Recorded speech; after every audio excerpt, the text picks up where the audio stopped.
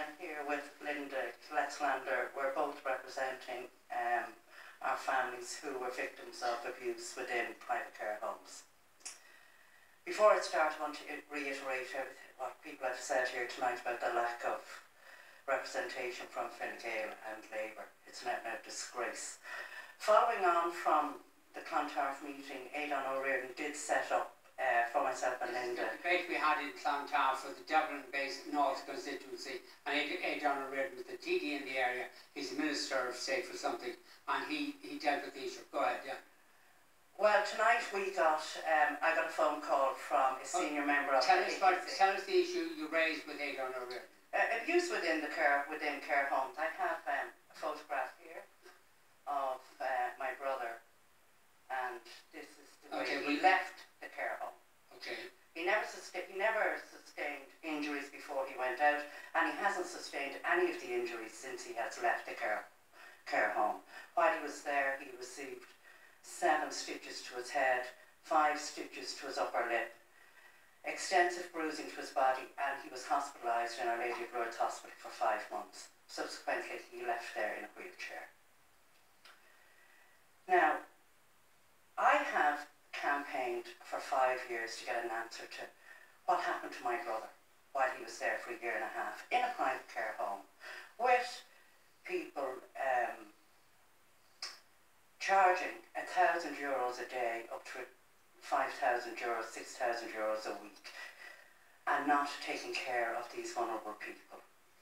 I have travelled the length and breadth of Ireland asking Kathleen Lynch for an answer. She doesn't respond. She's the Minister. She's the Minister for people who are responsible for mental health. Yes.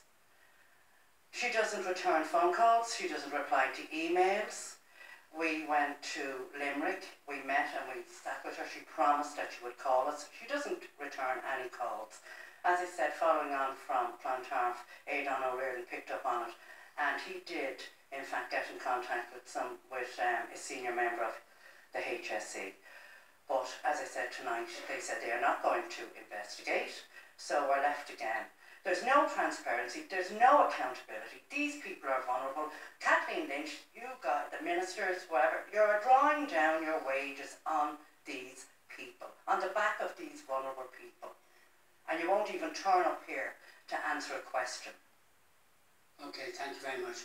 Okay, go ahead. My son was hospitalised from that same institution, and I had a question to ask the sitting TDs tonight, who I think is disgraceful they're not here to answer my question, but I'll ask the panel about HIQA. Most of their visits are announced. The care homes get the time and the date and everything well in advance so they can plan their performance. And I think it's disgraceful work that people are in more danger because we have the idea that HIQA are going in there and checking on them. But I would like a stop to the unannounced visits and to the announced visits, and that they should only be unannounced visits. Otherwise, we cannot protect the most vulnerable people in our society.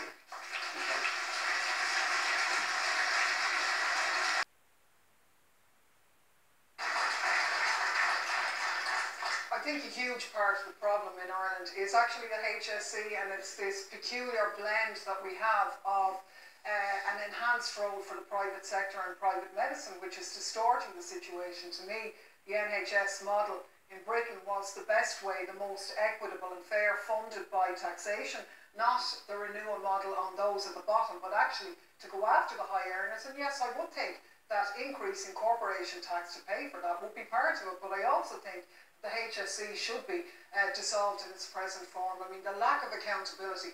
HIQA play a certain role, but I think the suggestion from the people at the back about the ending of the announced visits, it's just ridiculous. The most vulnerable people are being abused inside state institutions, coincidentally as they were historically, and the response from the state is exactly the same as it was in cases of Garda malpractice and so on, that the victims who report the abuse are hounded, are vilified, and the state responds by covering up. No transparency, no accountability, but denial and cover up, and it's just not good enough in a modern Ireland. People are well past that. Okay, we're going